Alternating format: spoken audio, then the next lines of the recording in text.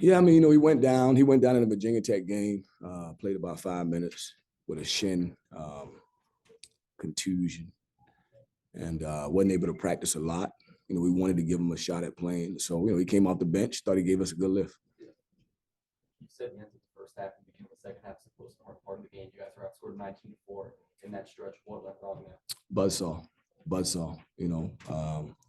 A lot of that, we weren't at the level we needed to play, but a lot of that goes to NC State. They played a really good game, shot the ball well. It's one thing to shoot them and take them, with a hand in the face, but to make them over and over again, you got to credit the talent that they have and the confidence that they played with. We certainly needed to be a lot better, but we typically win that middleweight, back into the first half and the front end of the second half. But tonight, we couldn't do it, So disappointing. We had a great crowd. Our fans were unbelievable. Wish we could have gave them a better performance. Was it just one of those cases of those guys just making tough shots? I mean, typically if you go through a season, there's probably going to be one game you play as well as you possibly could, and you maybe want to bottle that up, and you hope that you can see that performance again. And then sometimes you run into a team that they play really well. I thought they played well. Made a lot of shots. They had a good inside-outside punch. We did a good job attacking the big guy and get him out of the game, but the perimeter players were able to just carry him. They played really good basketball.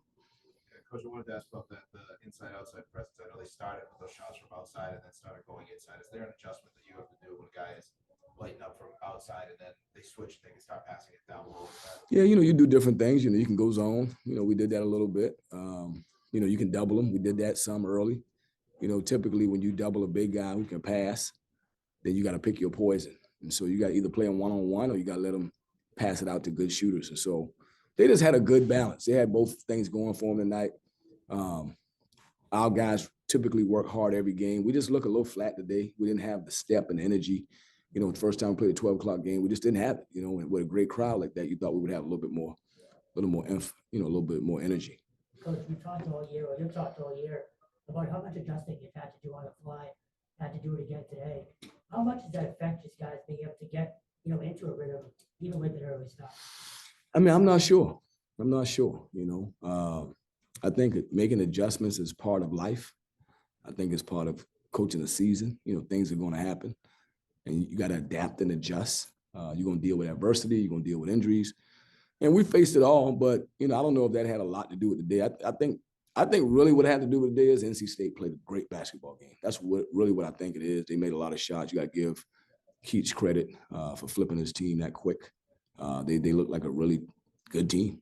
Couldn't post 16 points in the first half, 4 in the second half. How was NC State able to limit him? I think they just did a good job of sandwiching him with both big guys. So he couldn't pick and pop for the threes because they were switching some of the ball screens. And when he rolled, they were kind of, sandwiching him with two people. So they made a good adjustment. He had 20 points, so he had a good game. But I thought NC State made a good adjustment to try to slow him down. And after you guys, last game, season high 12 3-4 to stay, only attempted 14. What changed? They denied us a lot. And so usually when you're dealing with a lot of pressure, your decision making has to be better because we were uncharacteristic. We had 17 turnovers and we never, turned the ball off that clip. So they really pressured us. And then the maturity that we had to have with the ball under duress, we didn't have it at the level that we needed to have it. So they were forcing us to make the guy with the ball take the shot a lot. So it wasn't as many opportunities for the kick out threes. So again, they did a great job of taking some things away. We didn't respond to it the way we needed to. But again, you just got to give them credit. Coach, just about I know this was the Black History Month game. The guys had the shooting shirts, and I know they had the video board where they were talking about their inspiration. Just as a coach, when you hear the stories and talk about things with them, what was kind of the message and just how important is it for these guys to, be able to use their platform like that? I mean, it's really important, obviously the locker room is one of the most diverse settings I've been a part of for 24 years. You got people from all walks of life, all, nationalities, white, black, European, guys from overseas. So it's so good for all of us to be able to celebrate this month and talk about some of the reason why we could have that locker room look the way it looks right now because of what happened in the past. And so, just really happy that we were able to celebrate that this month. And, again, we talk about it as a team. You know, it's important that we embrace the differences in each other. And I think this month kind of epitomizes what that's all about.